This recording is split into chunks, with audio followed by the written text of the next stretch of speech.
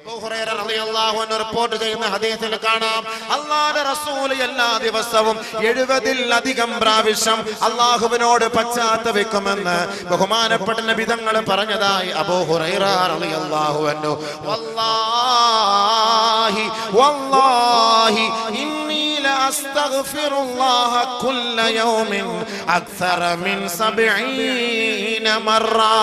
പാപം ചെയ്യാത്ത ഹബീബായ തങ്ങൾ, പാപം കുറിച്ച് ചിന്തിക്കാത്ത ഹബീബായ തങ്ങൾ, പാപത്തിന്റെ വഴിയെ സഞ്ചരിക്കാത്ത ലോകത്തിന്റെ മുത്തേ മുഹമ്മദ് മുസ്തഫ സല്ലല്ലാഹു അലൈഹി വസല്ലമ തങ്ങൾ പറയുകയാ, എല്ലാ ദിവസവും ഞാൻ 70 പ്രാവശ്യം പശ്ചാത്തപിക്കാറുണ്ട്.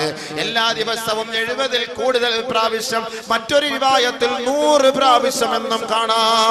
പ്രവാചകന്മാര് പോലും തൗബ ചെയ്യാറില്ലേ? പ്രവാചകന്മാര് പോലും പശ്ചാത്തപിച്ചില്ലേ? ആദ്യ പിതാവായ ആദം നബി അലൈഹിസ്സലാത്തു വസ്സലാം പശ്ചാത്തപിച്ചില്ലേ?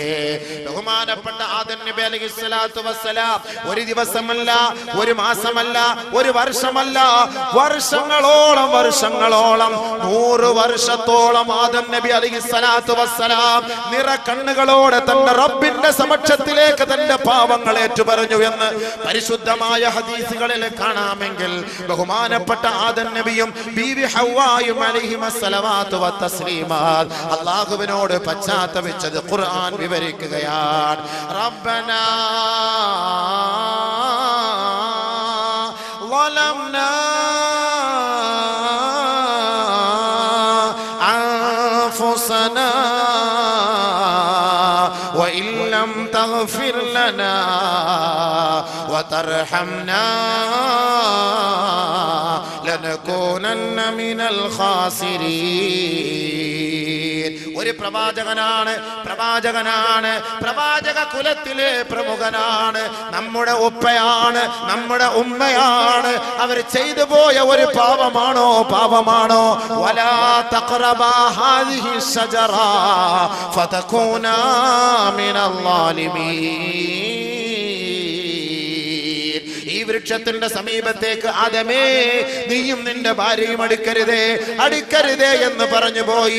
ആദം നബിയെ അല്ല പിശാച് വശീകരിച്ചത്, ആദമിന്റെ ഭാര്യയാണ് വശീകരിച്ചത്, ആദമിന്റെ തുണയെയാണ് വശീകരിച്ചത്, ആദമിന്റെ ഇണയെയാണ് വശീകരിച്ചത്. ബീവി ഹവ്വ ഒറ്റയ്ക്കിരുന്നപ്പോ പിശാച് ബീവി ഹവ്വയിലേക്ക് കടന്നു വന്നുകൊണ്ട് ആദം നബി അലൈഹിസ്സലാത്തു വസ്സലാം ഇല്ലാത്ത സമയത്ത് ആ വൃക്ഷത്തിന്റെ സമീപത്തേക്ക് പോകുവാൻ പ്രേരിപ്പിക്കുകയും ആ പെണ്ണതിൽ വീണു പോവുകയും ചെയ്തുവെങ്കിൽ ഓർക്കണേ, ചിന്തിക്കണേ, അല്ലാഹുവിന്റെ തീരുമാനമാണ്, അല്ലാഹുവിന്റെ തീരുമാനമാ. ഖുല്ലഹ്ബിതു മിൻഹാ ജമിയാ. എന്റെ തീരുമാനങ്ങൾ സ്വീകരിക്കാത്തവർക്ക് ഈ സ്വർഗത്തിൽ ഒരു സ്ഥാനമില്ല, അവർക്ക് ഇടമില്ല, അവരുടെ സങ്കേതം ഇതല്ല. അതുകൊണ്ട് നിങ്ങൾ ഭൂമിയിലേക്ക് പോകണമേ, ഭൂലോകത്തേക്ക് പോകണമേ. നിങ്ങളെ ഇതാ നാം ഈ സ്വർഗത്തിൽ നിന്ന് സസ്പെൻഡ് ചെയ്തിരിക്കുകയാണ്. ആദം നബി അലൈഹിസ്സലാത്തു വസ്സലാം വിട്ടോളാൻ പറഞ്ഞു. ഭൂമിയിലേക്ക് വന്നുകൊണ്ട് രണ്ടുപേരും നിറകണ്ണുകളോടെ തൗബ ചെയ്യുകയാണ്. റബ്ബനാ ളലംനാ അൻഫുസനാ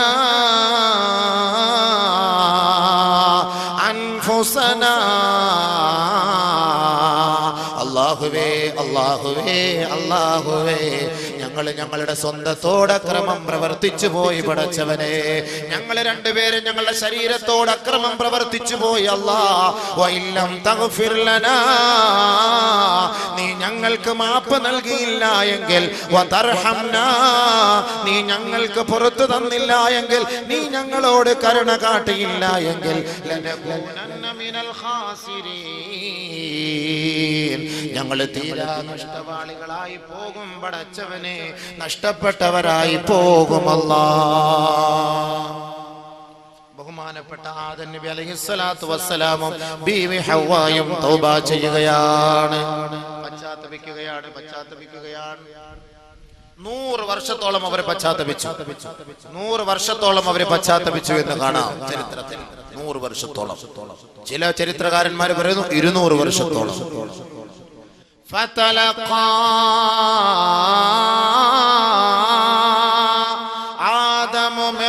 ربه كلمات فتاب عليه إنه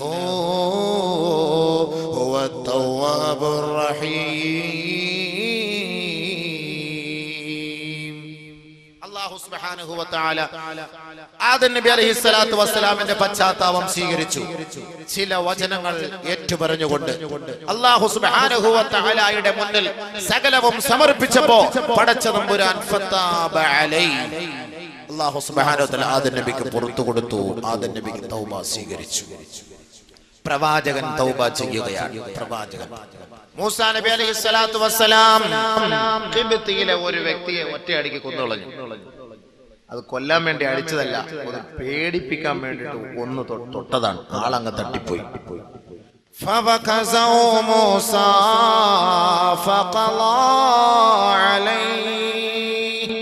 ഒന്ന് ഭയപ്പെടുത്താൻ വേണ്ടിട്ട് ഒന്ന് തട്ടി, ആള് വടിയായി മരിച്ചുപോയി. ഉടനെ എന്താ ചെയ്തത്? ബഹുമാനപ്പെട്ട മൂസാ നബി അലൈഹിസ്സലാത്തു വസ്സലാം ഖാല ഹാദാ മിൻ അമലി ശൈത്താൻ, അല്ലാഹുവേ ഇത് പിശാചിന്റെ പണിയായി പോയല്ലോ പടച്ചവനെ. വെറുതെ ആദ്യം അങ്ങോട്ട് അടിയും അടുക്ക് ഉണ്ടാക്കിയിട്ട് സംഭവിച്ചു. അവനെ കൊല്ലാൻ വേണ്ടി ഞാൻ ചെയ്തതല്ല, അതറിയാതെ ഒന്ന് ഭീഷണിപ്പെടുത്താൻ ചെയ്തതാണ്. ആള് തട്ടിപ്പോയി, വടിയായി പോയി. പടച്ചവനെ ഇത് വല്ലാത്ത ശൈത്താന്റെ പണിയായി പോലെ. ഉടനെ ബഹുമാനപ്പെട്ട മൂസാ നബി അലൈഹിസ്സലാത്തു വസ്സലാം എന്താ ചെയ്തത്? തൗബ ചെയ്തു. ഖാല റബ്ബി ഇന്നി ളലംതു നഫ്സി ഫഗ്ഫിർ ലീ,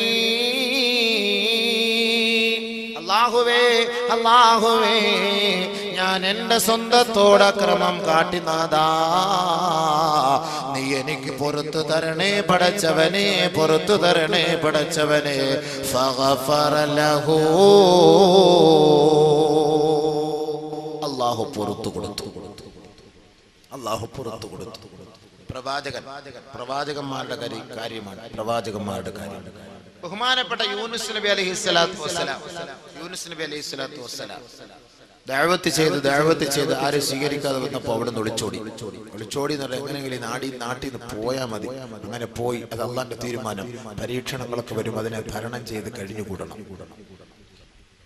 ദീനിന്റെ ദഅവത്ത് ചെയ്യുന്നവർക്കും അല്ലാഹുവിന്റെ ദീനിന്റെ മാർഗത്തിൽ പ്രവർത്തിക്കുന്നവർക്കും പള്ളികളിലൊക്കെ ജോലി ചെയ്യുന്നവർക്കും എല്ലാം വലിയ ത്യാഗങ്ങൾ ഉണ്ടാകും. ആ ത്യാഗത്തിൽ എന്ത് ചെയ്യണം? സഹിക്കണം, ക്ഷമിക്കണം, പിടിച്ചു നിൽക്കണം. അതുകൊണ്ടല്ലേ പള്ളികളിലൊക്കെ വലിയമാർക്ക് വല്ലാത്ത ഭീഷണികളാണ്. അവരെ കുറ്റം, ഇവരുടെ കുറ്റം, അതിങ്ങനെ പറഞ്ഞ് അദ്ദേഹത്തെ അവരെ വേദനിപ്പിച്ചുകൊണ്ടിരിക്കും. അതുകൊണ്ടല്ലേ ഒരു പള്ളിയിൽ സ്ഥിരമായിട്ട് വലിയാക്കന്മാരിക്കാത്തത്. നാട്ടുകാർ സമ്മതിക്കണ്ടേ? എന്താ പിത്തനായും പ്രസാദം പറഞ്ഞിട്ട് വല്ലാത്ത പരീക്ഷണങ്ങളാണ് അവർ നേരിടുന്നത്. പക്ഷെ അതെല്ലാം അള്ളാഹ്ക്ക് വേണ്ടി സഹിച്ചും ക്ഷമിച്ചും കഴിഞ്ഞുകൂടും. അങ്ങനെയുണ്ട്. അതങ്ങനെ പിടിച്ചു നിൽക്കൽ അതൊരു ഈമാനിന്റെ ഭാഗമാണ്. അതിനെല്ലാം വിട്ടിട്ട് ഒളിച്ചോടുമ്പോ ചിലപ്പോൾ അള്ളാന്റെ പരീക്ഷ ഉണ്ടാവും. അങ്ങനെ ഒളിച്ചോടി യൂനുസ് നബി അലൈഹിസ്സലാത്തു വസ്സലാം.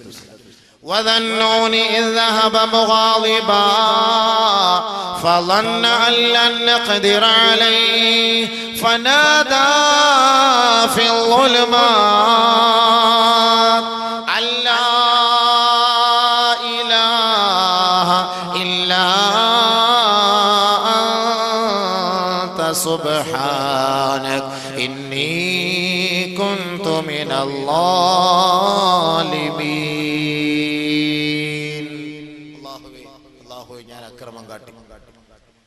കപ്പലിൽ പോയപ്പോ പറഞ്ഞല്ലോ, കപ്പലിൽ സംഭവം എല്ലാം അറിയാലോ. അതിനെടുത്ത് കടലിലേക്ക് ഇട്ടു. കടലിൽ ഇട്ട പാടെ ഒരു മത്സ്യം വിഴുങ്ങി. ആ മത്സ്യത്തെയും യൂനുസ് നബിയും കൂടെ മറ്റൊരു മത്സ്യം വിഴുങ്ങി. 40 ദിവസം വയറ്റിനകത്ത്. തൗബ ചെയ്തു ബഹുമാനപ്പെട്ട യൂനുസ് നബി അലൈഹിസ്സലാത്തു വസ്സലാം. തൗബ ചെയ്തു യൂനുസ് നബി അലൈഹിസ്സലാത്തു വസ്സലാം. വനാദാ ഫിൽ ളുൽമാത്, ആ ഇരുണ്ട തുരുത്തിൽ ആ വയറ്റിനകത്ത് കിടന്നുകൊണ്ട് ബഹുമാനപ്പെട്ട യൂനുസ് നബി അലൈഹിസ്സലാത്തു വസ്സലാം തൗബ ചെയ്യുകയാണ്. അല്ലാഹുവേ നീ പരിശുദ്ധനാണ്, പടച്ചവനെ പരിശുദ്ധനാണ് അല്ലാ. ഞാൻ എന്റെ സ്വന്തത്തോട് അക്രമം പ്രവർത്തിച്ചു പോയി, ഞാൻ അക്രമികളിൽ പെട്ടുപോയി നാഥാ, നീ എനിക്ക് മാപ്പ് നൽകണേ അല്ലാ, മാപ്പ് നൽകണേ അല്ലാ. ബഹുമാനപ്പെട്ട യൂനുസ് നബി അലൈഹിസ്സലാത്തു വസ്സലാം നിറക്കണ്ണുകളോടെ റബ്ബിലേക്ക് പശ്ചാത്തപിച്ചപ്പോ ഫസ്തജബ്നാ ലഹു, നാം അദ്ദേഹത്തിന്റെ ആ കണ്ണുനീര് സ്വീകരിച്ചു. വനജ്ജൈനാഹു മിനൽ ഗം, അദ്ദേഹത്തിന്റെ വിഷമങ്ങളിൽ നിന്നും പ്രയാസങ്ങളിൽ നിന്നും നാം അദ്ദേഹത്തെ കരകയറ്റി രക്ഷപ്പെടുത്തി. വകദാലിക നുൻജിൽ മുഅ്മിനീൻ, ഇത് പ്രവാചകന്മാരുടെ ചരിത്ര പാരമ്പര്യമാണെങ്കിൽ കാസർഗോഡ് പുതിയ ബസ് സ്റ്റാൻഡിൽ ഇരിക്കുന്ന സഹോദരങ്ങളെ, സഹോദരിമാരെ, പ്രഭാഷണം നടത്തുന്ന അബൂബക്കറെ, നമ്മെ നോക്കിക്കൊണ്ടാണ് പടച്ച തമ്പുരാൻ പറയുന്നത്.